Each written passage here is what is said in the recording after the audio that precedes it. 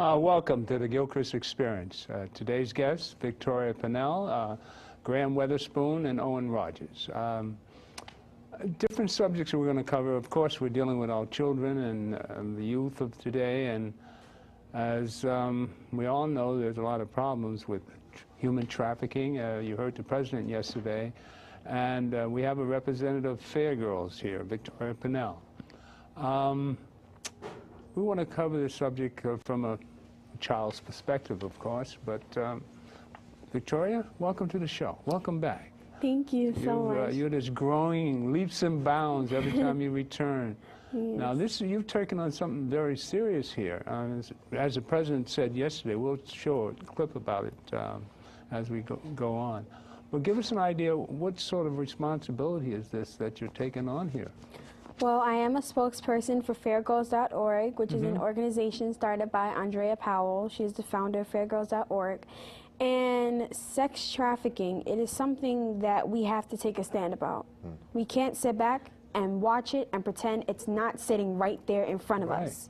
We can't not pay attention to it. It is right there, and we have to do something about it. And, you know, I feel that it is something that everybody can try to stop. You don't have to be, you know, a big figure in the community. Everybody can do something to try to stop it. Yeah. You know, it's time that we have to start talking to our clergy about it, you know, speaking out in the communities, you know, just telling people just, you know, to partner with us and just help us try to stop child sex trafficking. And it is something that is so important, and this epidemic is something that we can't afford to ignore. So many young girls as young as 11 years old are being sexually exploited.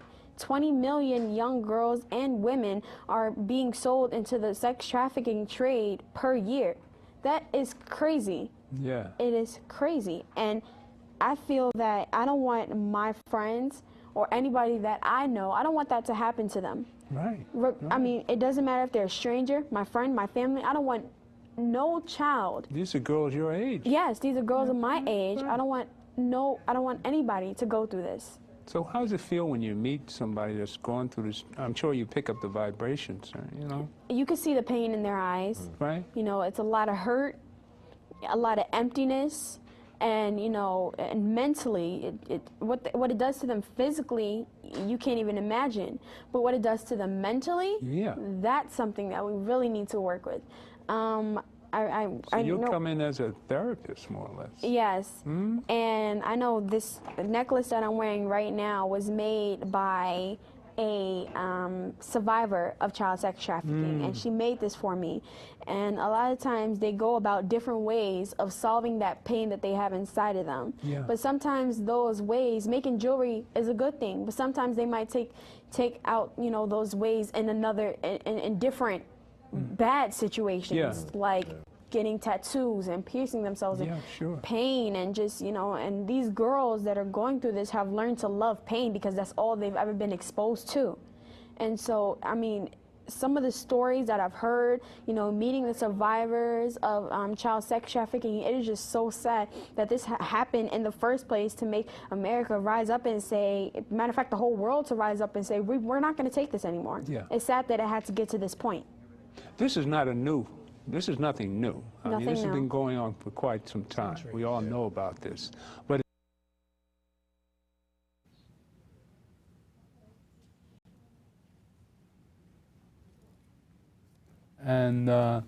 welcome to the GILCHRIST Experience again.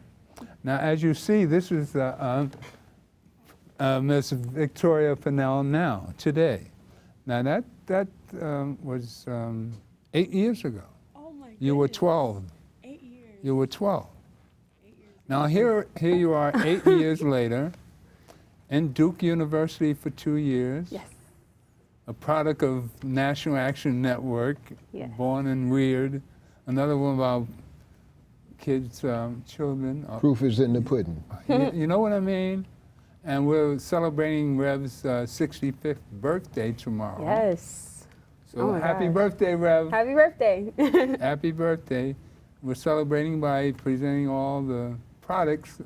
I'm a 21-year veteran of man. That's going to be grew at up with 145th Street. Yes, 1941, Madison Avenue. That was quite an adventure. Nat's here today, and Nat remembers those days, right? You still in the back, Nat? Yeah. Well, welcome to the show, Victoria. Thank you. Tell us about your experience since this last you were on the show. Oh That wasn't your latest one, but I know, tell I us was what's looking, I happening. was like, I had What's a flower happening in my your hair. life That's so in the crazy. last 8 years? What is happening in my life? Okay, so I graduated high school and I went to college. I attend Duke University. I'm currently a junior. I'm taking a gap year to study for my law exam, the LSATs. Amen. So I've been studying for that and looking at different law schools that I would like to attend, which is a pain and a headache, but I love it. And so that's what I'm doing now. And then I head back to Duke for my senior year and then hopefully law school after that. So yeah, that's... You remember Julian, of course. Yes, oh my gosh, I haven't spoke to him in so long. I do remember him. He's in Morehouse. He is at Morehouse. I think he's coming up for Thanksgiving. He's Oh. got a job down there. Okay, that's and great. He's doing editing, I think it's editing. So, Interesting. on, for periodical, I think. or something. Okay. I don't know exactly. But he's working for a law office, matter of fact. So he's That's good. That's really good. Hands-on. really doing it. He's going to Harvard, Oh, ooh, okay? okay. So these We are... love to see it. It's exciting. You know, old men love to see the youth do something successful. It really Indeed, brother. you know, and Indeed. just watching this, I can't believe it. I was just sitting here. I couldn't believe that was me. I was so young. I was so young. And I was that's just, wow. 8 years. 8 years. And it seems 12. like it went by like that. 8 years Well, how ago. was life? That 8 years, well, you lived through Obama, Yes. so all you knew was this one wonderful president that we Yes. had for 8 It was years. amazing. It was amazing. I call him a blessing from God. For sure. For Definitely. me, that's all. That's what it was. Handcrafted by God. Thank for you. us. Thank you. Definitely. And I went to Hawaii just to see how he was raised. I can't see anybody of any complexion having any sort of problems after being raised in Hawaii. I know they do have problems, but that is such a gorgeous. I mean, it's just so beautiful. Well, you know, God next is nature, vacation. and That's where I God wanna is go. definitely in Hawaii. For sure. Absolutely. All right. So tell us what your future looks like, and what do you think about the political scene here? Oh gosh. You know, I remember when Barack Obama, he's still my president, but I remember Right. when President Barack Obama got elected, the night he got elected. I was at National Action Network. I was at the headquarters, and it was the most amazing, and I was young, obviously, but it was the most amazing experience to this day, that I have ever had. And I just remember there was you could feel it in the air. There was such hope. There was Yeah. such joy, just happiness in the air that we had a president who was actually going to change some things for our people. You know, we had a president who represented us, who looked like us in the White House, in a place where we never thought we would have somebody who looked like us. Right. And it wasn't built for us. So I remember that. And Built by us. Right, right. So for me, you know, looking at our current political climate now, I have no feelings even remotely close to that, you know, and that's sad. That is very, very sad that I am not excited that we have a president who should be doing everything in his or her nature to ensure that our people have better lives, you know, and it's disgusting to me. It's disgusting what this president, he's not my president, but what this man has done. He has made a mockery of the presidential seat, and he cares for nobody but himself. And it's sickening and it's disgusting. Don't you think the world can see through all this? Absolutely. I think the world can see through it, but I also think that he opened the doors for so many people who felt exactly how he does, and he gave them a voice. He gave the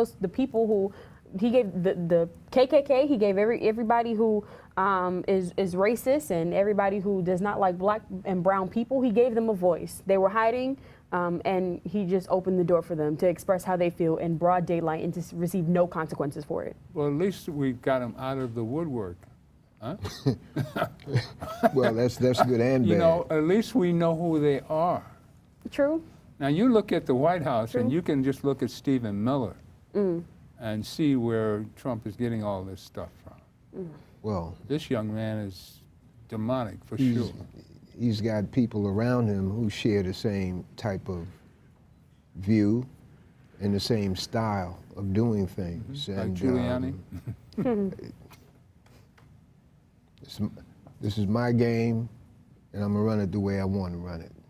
That's Giuliani. That's But that's a New Roy York. Cohn, who's this But guy that's mentor. New York.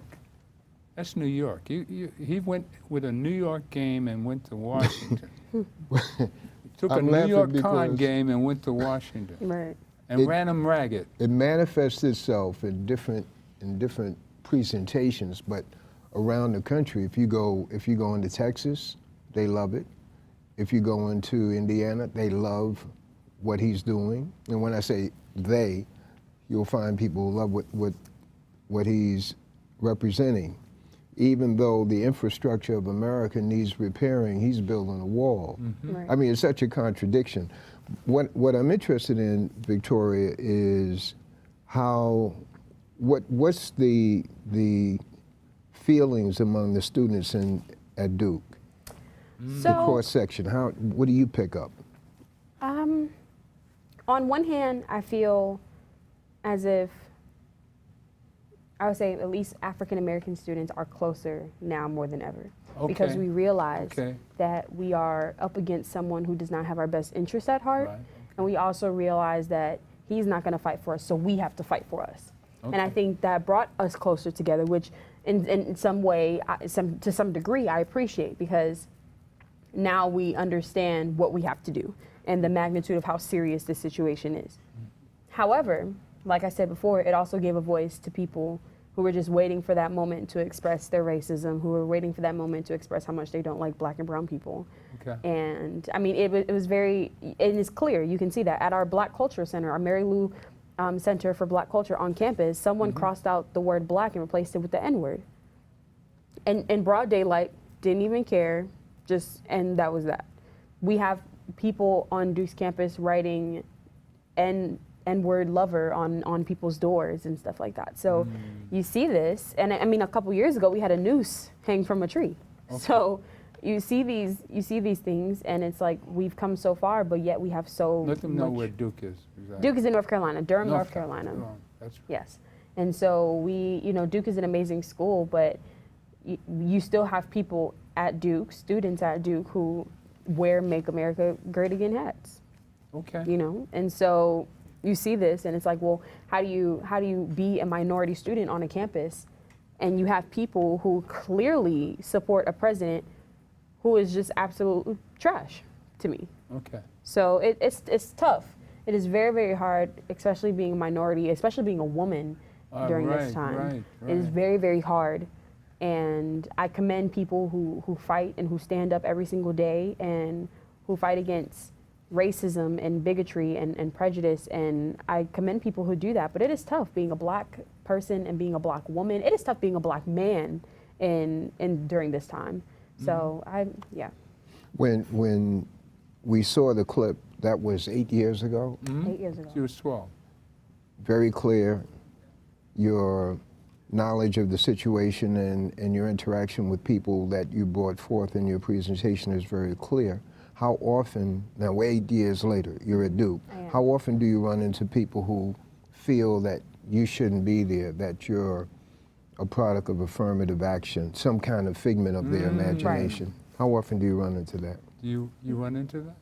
I think, specifically at least my campus, I think they try to preach and to create conditions in which our students feel safe. I do think that our administration is working incredibly hard to Okay. ensure that, especially during this time and this political Well, they climate, have that to. our They have students are, feel safe and that they feel like they have a place that they can go to.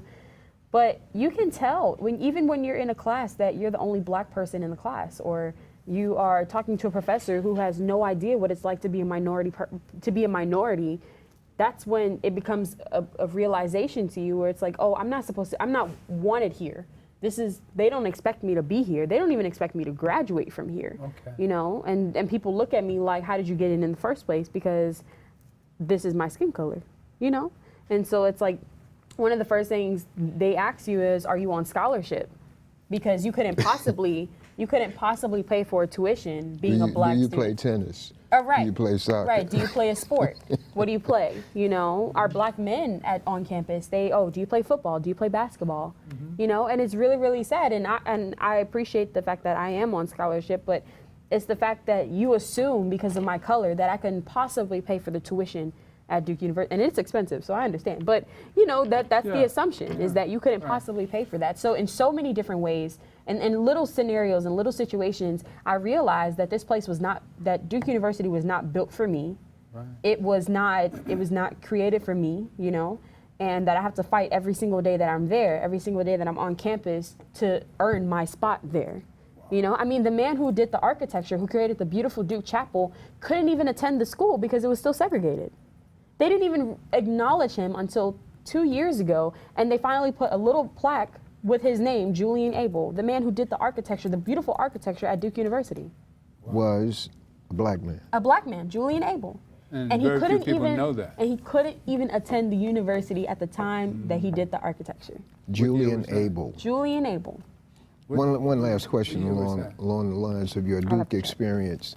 How often have you had to fight for a mark that was given you on a paper or on a test that they felt you didn't earn it, you copied or did something of that sort? So I've never really run into that problem, but I do find that teachers are sort of shocked when you get a good grade on a paper expressing your opinion, and not so. For example, like if you're in a humanities class or a social science class, a psychology class, and you have a paper, they're like, oh, you got like a good grade. And if the class is not being taught by a black professor, they're shocked. They're like, oh my gosh, like you get a good score. You actually know what you're talking about. And so that is something that I always find.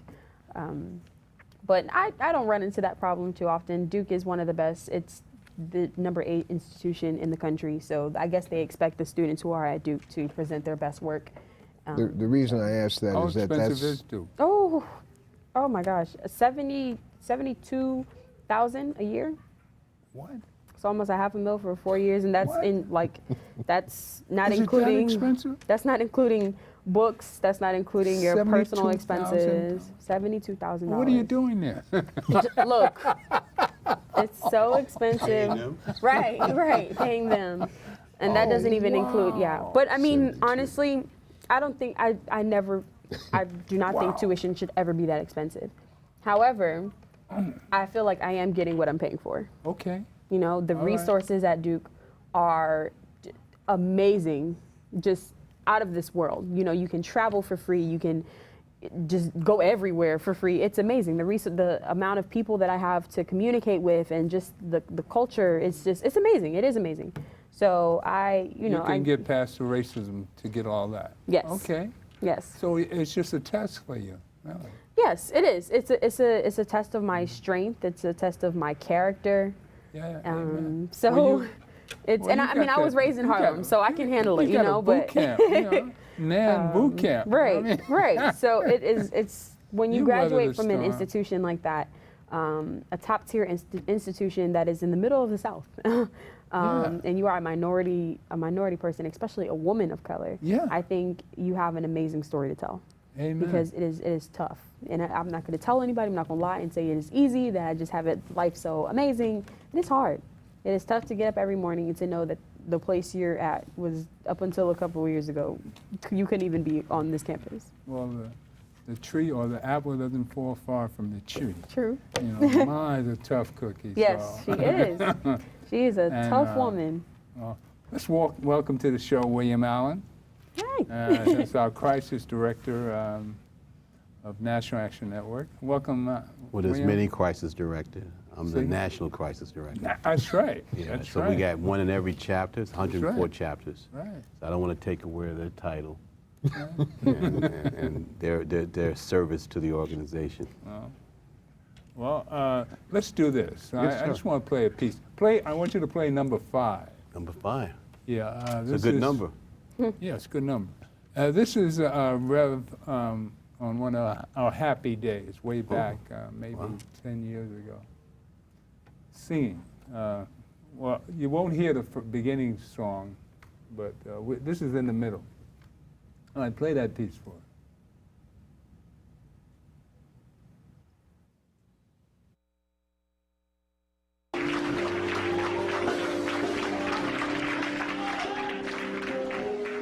That's my theme song. I never would have lived without you. I would have lost my mind. But now I see that's why you're there for me.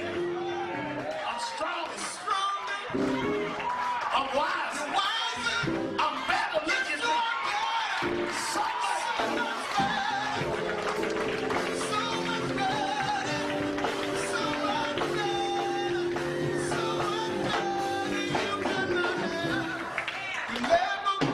I know I wouldn't have made it. You never could have made it. I never could have made it. Without you. No. You would have lost it, man. Lost it all. But now you see. I can see. He was there for me. You never could have made it. I never would have made it. No. You never could have made it. They were all against me. Yes, they were. They counted me out. Yes, they did. They ruled me off. Yes, they did. But I come through anyhow. I'm still. You never could have made it. Never could have made it. Without you.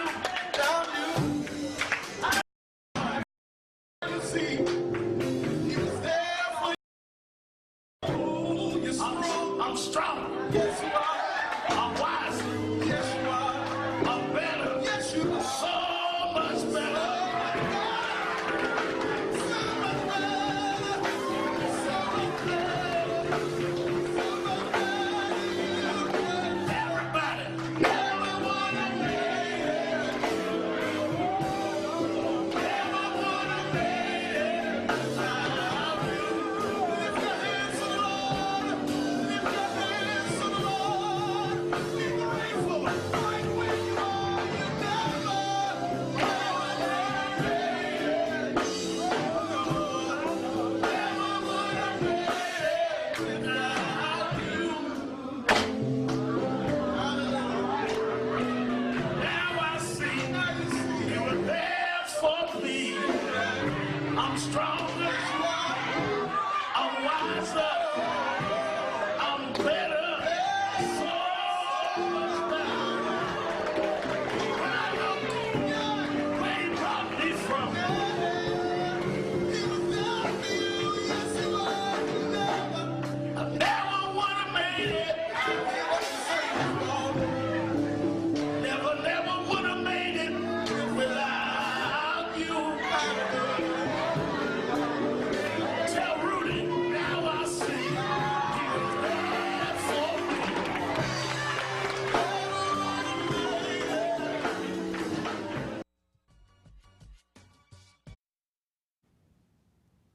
me. You didn't let it play out. Welcome to the Gilchrist Experience. Welcome back. Happy birthday, Rev, from the family. You know, we love you, man. But there's our Rev. That's right. Never would have made it without God. That's the theme. That's right. You know, and that's his favorite Thank tune. goodness. Thank goodness for God. We wouldn't be. That's we right. wouldn't- Amen. You got All to. right. I think a black person without God, as we just witnessed church, as Saturday church here for me. And when I'm brother minister Gilchrist, I stand tall and proud because I tithe every week. We see it. And you stick with that principle Yeah. of tithing and having God in your heart. That's right. And that's how we're surviving this madman in the White House. That's right. Because he went off today. We witnessed a meltdown this afternoon in the press conference. You'll hear about it. It was a meltdown. You could see his psychosis just as plain as day. Now, if people still protect and abide by this, well, God will prevail. There's no doubt about this. And those of you that didn't have any faith or doubt and went down, which I did myself. I was a hating Thomas. Remember in the beginning? Oh man, I couldn't stand the man. I just couldn't understand how the Hillary haters won out, and that the Russians won out. Then we would find out what all this shenanigans were.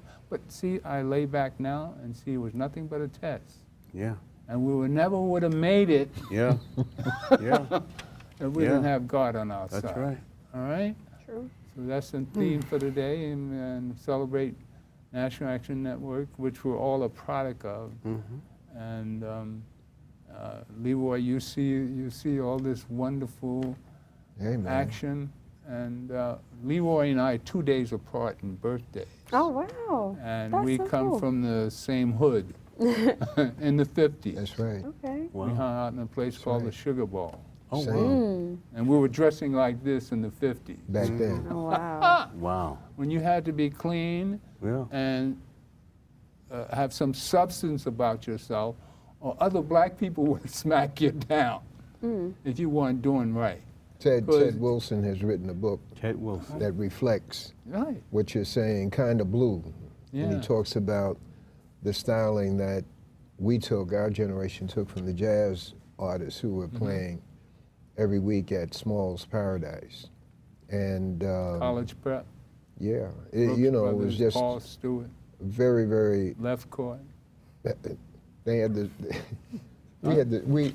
we worked and saved pennies and got this, that, and the other from Sir George, left George. court, the boot Thomas place down. Begg with the hats. I had a Humberg, man. Humberg real. and spats. Oh, I was clean. For real. Those are clean days. My family, we owned a tailor shop on 145th Street in Convent. So I knew how to press clothes at 7, 8 years old. So, I mean, being neat and sharp, you had to in the 40s and the 50s. Right. That's the only way you could walk out the door, or you'd be shamed back in there. You came out with some sneakers. Sneakers? What are sneakers? Oh, times have definitely changed. And the ladies Times always have had bags. definitely Well, changed. Beverly was back there right with me. Beverly was raised in the same environment. Our parents went to porter jobs dressed in suits. That's right. When they left out to go to work, get on the train, they had suits on, shirt and tie. Right. They were clean. And that was not pretense, but that was their Order of the self-pride. day. Self-pride. Right.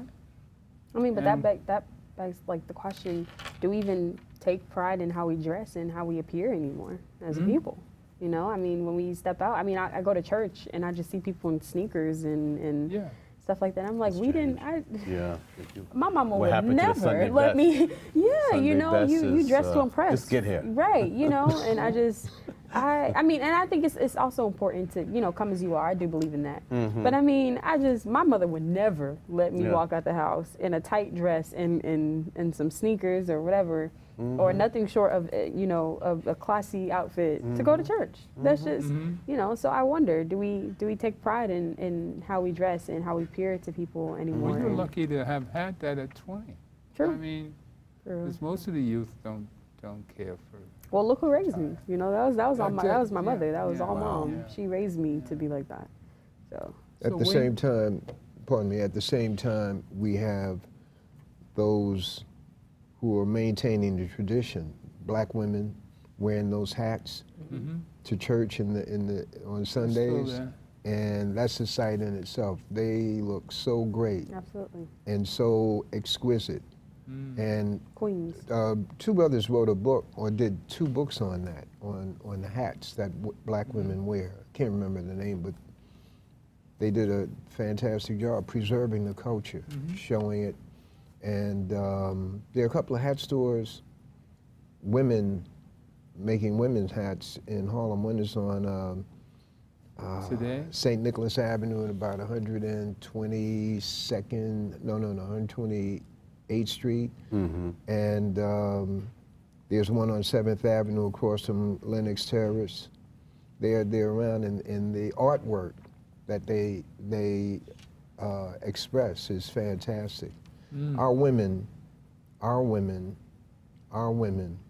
the baddest on the planet. Okay. She don't need makeup. All she got to do is smile. Well, they produce us.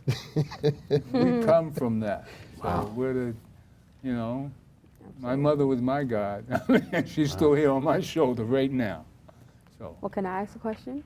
Mm, How do go you ahead. feel about the up and coming artists like Cardi B, or even an old artist like Nicki Minaj? Given that Hoes. we appreciate our young black women and our queens. You want me to be frank? Absolutely. Hoes. Of course. Hoes. Okay. That's why. Ain't no women. Come on. That's nowhere near. If that's a creator, you know, a human being can come out of that body. It has. Cardi B You has know a what I child. mean? What is that producing? When you think of yourself like that, and you are the human God on the planet. I mean, you Okay. produce life, and you can treat yourself like that? You've got a demon in you. And she needs to be purged of the demon in her. And it's in the music. that's It a comes rough- out. Anytime a woman can come out of her mouth with all that garbage and all that disrespect, lust, I got to lust at you, that ain't nothing but lust and demonic force. Ain't no love energy there. I don't see it. The And industry, we've been through the devil, we all been exposed to that. the industry plays a major part Of course it in does. shaping these artists, and It's part of the planned genocide. that is correct. Okay. That is correct. But we can't condemn the vehicle for what the industry puts into the vehicle. The vehicle being, in this case, 2 or 3 artists. I mean, the Nicki Minaj, she has a tremendous impact. How do I know? I'm looking at girls with green and red hair and yellow and blue, and I'm saying, well, where they get this stuff from? They get it from the videos. Yeah. But that's a reflection on what we have to do in terms of educating, preserving the dignity of our own children. We have to war against it. Now, if Paul fell off the horse, he had an epiphany, then that can happen with the people we look at as being off the chain. All right? So we can't condemn our people. When you have the notion of nation, I'm dealing with the Nation of Islam. When you have the notion of nation, that you belong to a nation, no one is waste. Everyone has a value. Okay. Everyone, because we're the original people of the planet Earth. Amen. She can't go where she's at and survive just on her ancestors are with you. That's Right, right. absolutely. That's All right, there's a sure. legacy of slavery, and at the same time, there's a legacy of resistance. That's it. No, I'm gonna stay in this bad boy. I'm gonna get the best marks that they ever That's wanted to right. produce. Right. I'm not putting it out. You know, I'm just feeling. When you go to school like that, or any school where you're a so-called minority, because we're not a minority. They're the minority. But when you go to a school like that, that is war, because I Yeah. asked a question earlier about getting a mark that wasn't commensurate with the work that you did. You haven't experienced that, but my niece, she did a paper, she was at Michigan, she did a paper by herself, and it was a #1 paper. But they gave her a C. And Because they thought she when she copied. they said when she took it to the professor, he said, "You couldn't have done this paper. You couldn't have done this paper." But that's not the first. If you poll That's so hell. black students and those individuals who have come through these schools, they have not had a free ride. Right. They have not had a free ride. If you poll the brothers and sisters who are at the top of corporate America, they have not had a free ride. They don't talk about it, but they have caught hell to be in a vice president or president position. They don't talk about it, but they should to their children, hey man, so and so and so and so, this is how you do it. So, no, I'm going back to Nicki Minaj and the other sister. A brother, one of my teachers told me, he said, look, he said, you can be a Tom, a so-called Tom, in their structure, but they fear the one day that that bit of integrity of yours will come out when they least expect it. He said they fear that of all of us. Okay. The most pliable black man, black woman. They fear that moment of integrity that will come out in defense of right. Not defense of black people, defense of right Okay. and truth. So. Well, I also think it's up to the parents too, the parents in the family to What let about the their kids without children. the parents? Well, the parents, village, you know, Okay. anyone who's taking guardianship over you, to let them know that there's a difference between entertainment and reality. I think so many of our young people are normalizing this as this can be my new reality, or normalizing that, and that's where it messes up. It's because we don't know the difference between reality and entertainment. What Cardi B does, what Nicki Minaj does, it's a lifestyle for them because they're living it, but it's entertainment for us because we're not living their lives. And so it's entertainment for us, but we have young people who are like, well, I don't have to go to college, I can just strip. I don't have to go to college, I can just make beats, I can rap, whatever. And you know, honestly, like I'm a very strong advocate of women's rights and of, you know, doing what you can to, you know, to make a living and provide for yourself and your kids and whoever else you're providing for. But I also think that we have to let our young people know that there are other ways to get money, that there are other ways to be successful, that there are other ways to capitalize, you know. And so I just think you definitely have to realize that difference between reality and entertainment completely. So I don't think there is, for some reason, I think the older generation gave up. Young people do what they do by how they're led. Right. And if the prior generations doesn't assume their responsibility, this is what we get. And so Nicki Minaj and Cardi B is an example of some of us abdicating our responsibility to what is right and wrong. I knew what was right and wrong because of the generations before me. Right. I listened to them. They were good role models and examples. So I think what's happening, there's a shortage of us providing a better way. And when we're seeing things, we're no longer speaking up about it.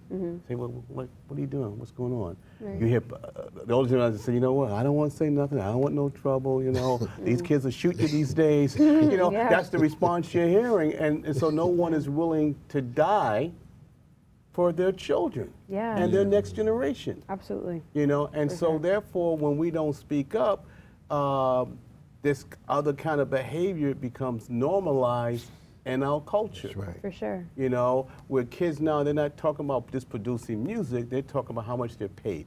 Right. When you now look at, in terms of the rating of movies, they don't talk about how many people went to watch it, they talk about how much the money the movie made.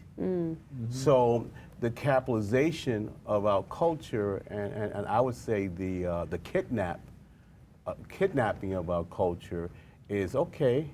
We'll figure out, we'll help you make a little money or a lot of money, and at the same time we'll destroy Right. any kind of whatever for future generations. So imagine, Nicki Minaj and Cardi B goes to travel to Africa or Europe, wherever they might travel. They reflect black women in America. Absolutely. So now this is our image. Yeah. Very true. You know, and while I was sitting here, I was trying to figure, I said, well, hold it. Josephine Baker kind of danced nude too, but what made Josephine Baker different from the 1920s to these women? And that would be a really good discussion to Justin Pulse talking about these two sets of Absolutely. artists in different Education. period of time. And you'll learn why Josephine Baker did what she did and what she did at the latter years, with raising a family, the whole thing, how she took Europe by storm because America wouldn't accept her. But here's now Nicki and Cardi B, they have said, it's almost like the ghetto is glorified. It wasn't glorified when I was a kid. Wait a minute, wait a minute. You say the difference between Yeah, go ahead. Josephine Baker and Cardi B is a low class and raunchy, Yes, low down, yes, hoe. yeah. Okay? I mean, plain and simple. I mean, You know, come get him, daddy. You know, and you got to pay before you come, though. I mean, I just You think know? that I totally agree with what you're saying, and that's something that I tell people all the time. We don't have the concept of a village anymore for our young people. That's Okay. right. You know, with the first thing people say is, "Oh, that's not my child. That's none of my business." You know, Exactly. and that can't be. That's not the way I was raised. My mom was like, "If you see Likewise. my child out there acting crazy, you need to say something to That's her." right. That's right. Because That was I'm not there to do it right That's now. right. You know, That's and right. so I had my elders looking after me. I had people who were telling me this is the way to go, and this is what you shouldn't do. This That's is what right. you should do, and that's the reason why I am the person I am today.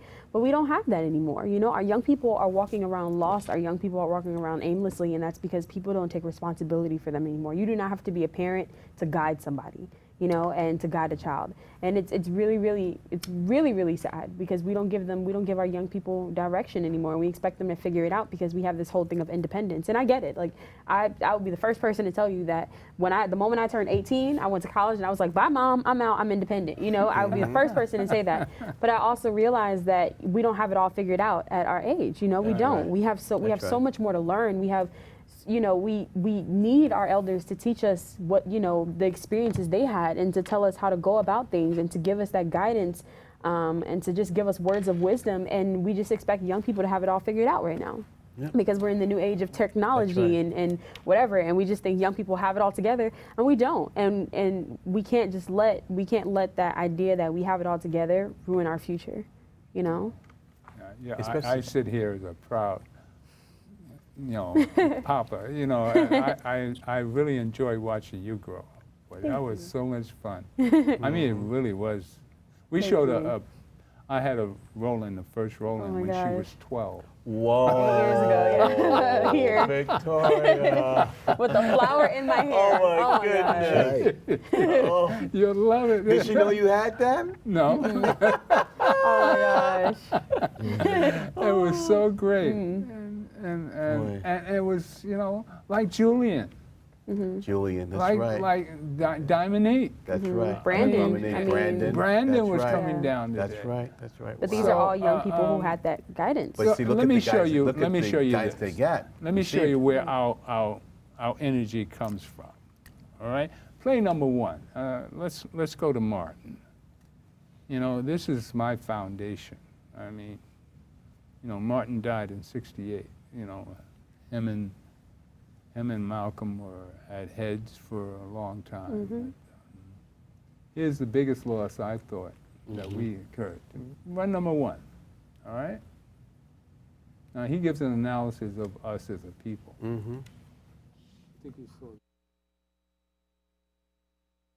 What is it about the Negro?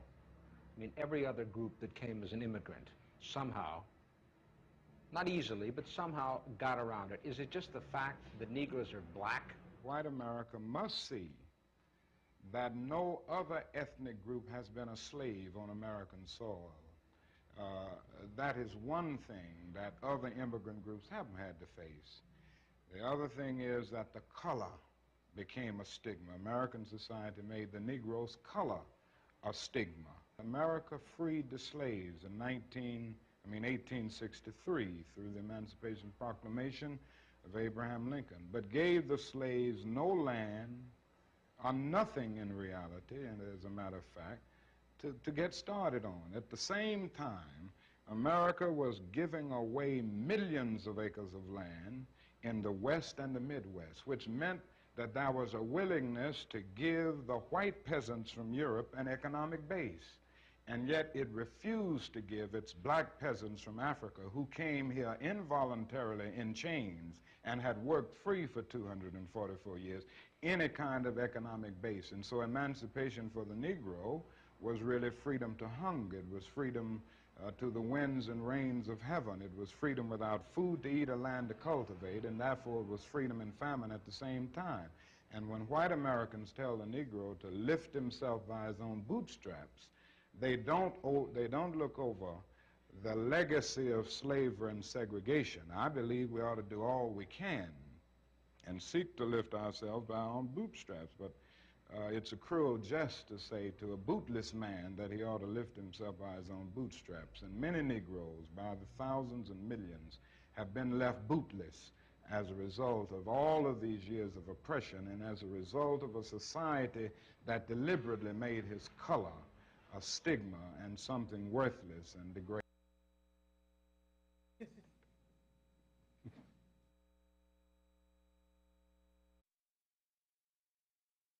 Who my hero is.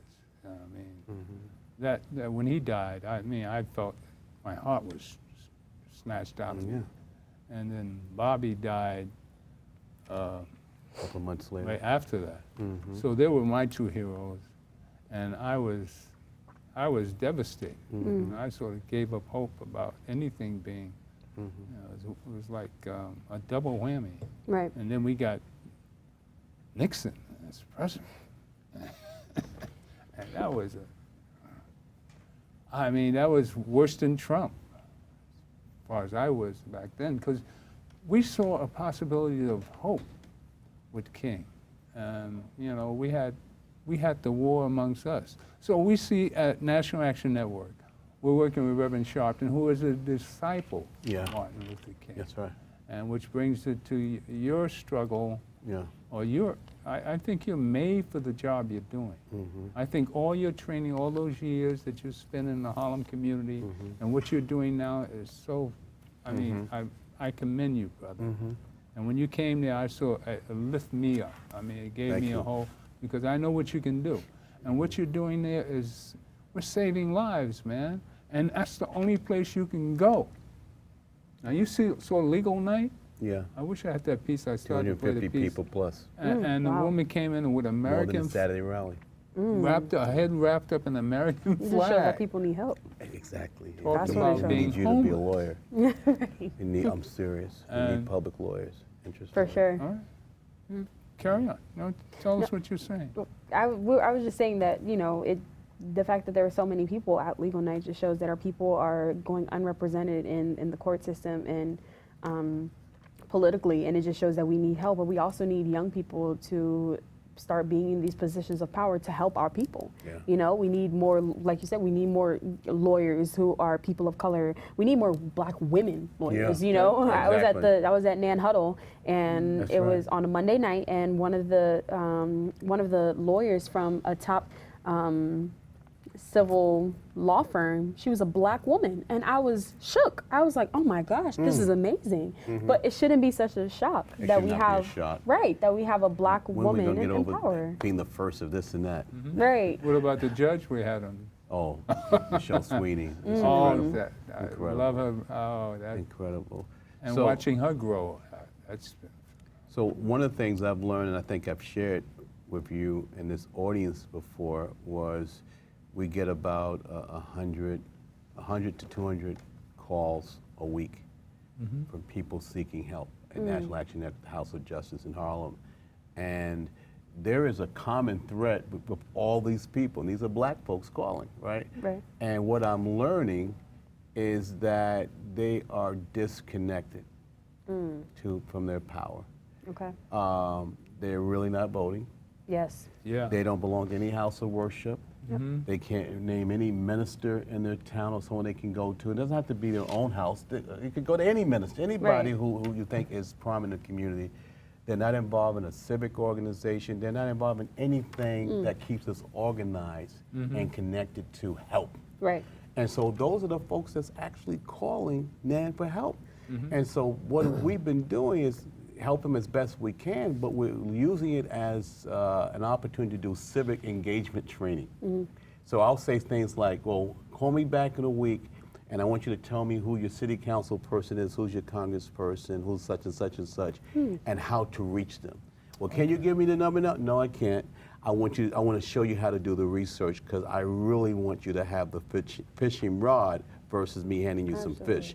And so we've been using this crisis intervention piece to re-empower people. Excellent. Okay. So they're not just waiting on someone to come along, that they know are how the to person research. they're looking for. Right. If you got a crisis, You got to be the voice of that, so then we know how to help you. But if you just sitting back and we're doing all the work, then who's to say that you're not going to enter another crisis or repeat the one that you came out of? Right, And so that's what's absolutely. going on with black folks throughout America. Right. And I learned that since February at NAN. And I got to tell you, I was shocked. I mean, I'm talking about the Carolinas, the South, people calling from Kansas, Hawaii. They're calling from all these states for Reverend Sharpton. Oh, wow. And I said, wow, they're calling him, and they're not calling nobody else in their own state. Wow. In their own city. So that's a problem. If you have to call all the way to Harlem to get help for yourself in Kansas, something's happening in America with us. I mean, but that I mean that comes back down. It's not even just with young people. It comes back down to independence and not leaning on each other Exactly. anymore. You know, like That's we right. don't, as a people, the first thing you did when something, you know, I feel like back in the day, the first thing you did when something happened to you was talk to your neighbor, or talk to your friend, and be or go like, get your what's going, cousins. right, you know, or go to the church, or That's right. you know, we don't That's do right. that anymore. We don't Yeah. lean on each other That's for right. support. We don't That's build right. each other. That's You right. know, one person makes it out and they don't turn back and they don't look, you know, That's right. But they don't look back. We've got NAN, though. I mean, we do, but unfortunately, I mean, NAN is, you know, nationwide. NAN is doing its thing, but NAN can be the only thing, you know. That Well, I just today feel is like the only it is. It is the only thing. It is the only It is the thing. only But thing. I also think that you know, we have to, as a people, we have to utilize all of our resources. Yeah. We have to utilize all of our resources, and we have to use each other as a resource. You know, that's the first thing they teach in school, in college, guess and what? university, is using each other as a resource, and we don't do it. And guess what? That's where our leadership need to come in at. We got to show people that they are resourceful and how to utilize those resources, because apparently they don't know they have the resources. Right. Because if they did, they wouldn't be calling at That's this correct. kind of level. Right. So Which is why we NAN gotta- is so important. We got to get into the NAN is very important. One of the things I suggest is that we have to have a monthly phone bank with our membership. For sure. Stop assuming that people know something. Yeah. You know, dude, just like we can have these political campaigns, you have a phone bank. Well, let's do that in an organization. Let's create a phone bank and start calling up the members. And with the crisis list, call those people up too. Say, okay, you know, we spoke to you 2 months ago. We resolved your crisis. Tell me what's different now for you and your connection to your community. Right. What are you doing now to provide some leadership? And so I think as we begin to have that kind of outreach, we can change the trajectory in terms of how we're engaged in our families and our communities and as we are collectively. And so having a young person like you, knowing those kind of values, that's the leadership that we're missing. The leadership we're missing is that we're not showing how people how to be engaged. And it looks like, and some of us in leadership role look like we want to keep people dependent, you know, and not develop them to lead. Right. And that's part of the problem. That's really part of the problem. I'll give you another example. This will be a quick example. So every 2 years, I got to run for re-election, right?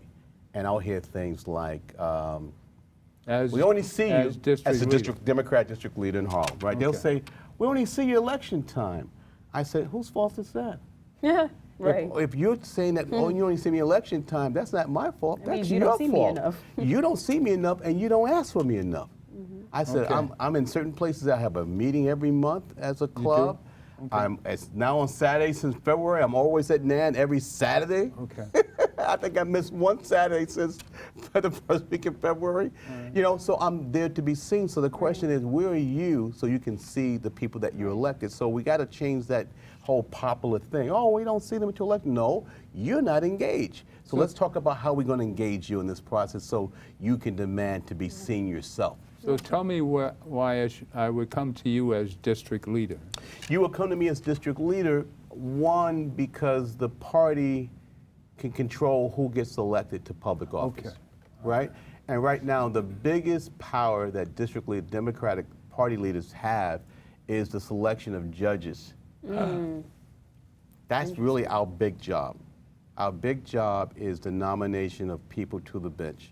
So you would recommend somebody like Michelle Sweeney? Well, that's how she became a judge. Okay. Interesting. Michelle became a judge because of me and other folks that know her put her name up. You know her and That's one.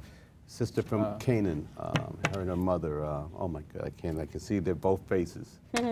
the mother and daughter. I think they live in the mother lives in Esplanade, and she lives somewhere around think Mount of- Morris Park.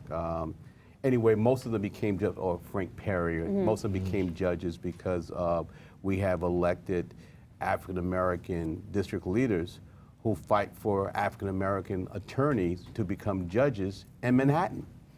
And I got to tell you, with gentrification happening, it's eroding our political numbers, and it's becoming very hard to make sure that black folks get elected to the bench in Manhattan. And I'll give you an example. In the recent judicial convention, we thought we had a sure end of a black woman to be elected out of that convention to a judgeship, Supreme Court for the state of New York. She lost. Wow. And she was viewed out of all the nominees out of the panel, the most highly qualified. But because we didn't have the political numbers, right? Because delegates to the judicial convention in the county, it's a weighted vote, right? So if less of us come out to vote, then our delegate vote is less. That means some other community who got people to come out and voted and participated, they then determine who becomes a judge.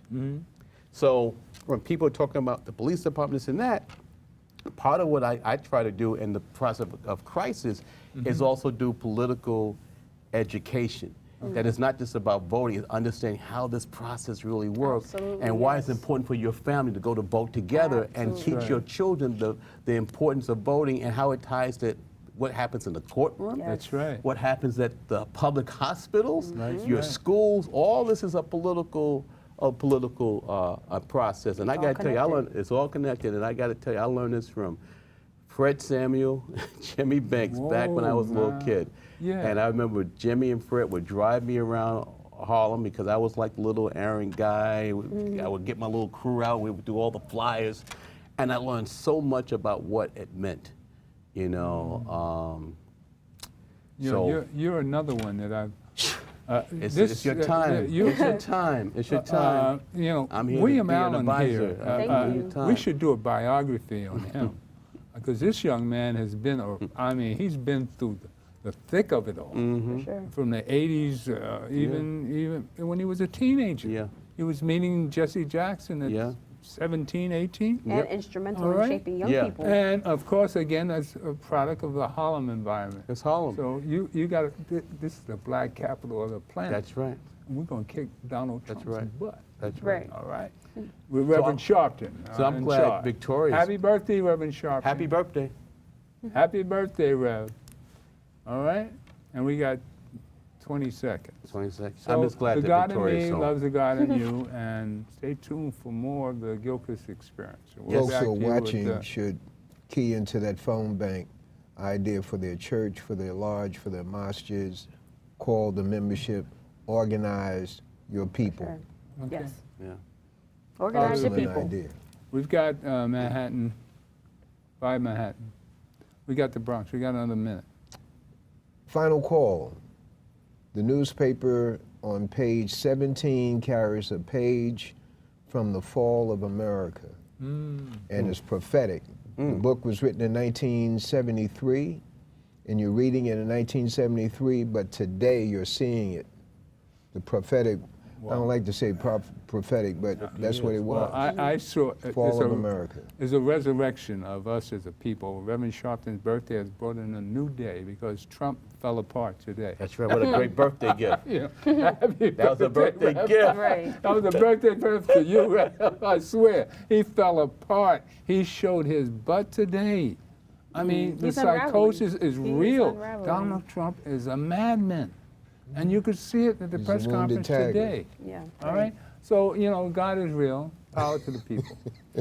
And we will prevail. Peace and love. God bless.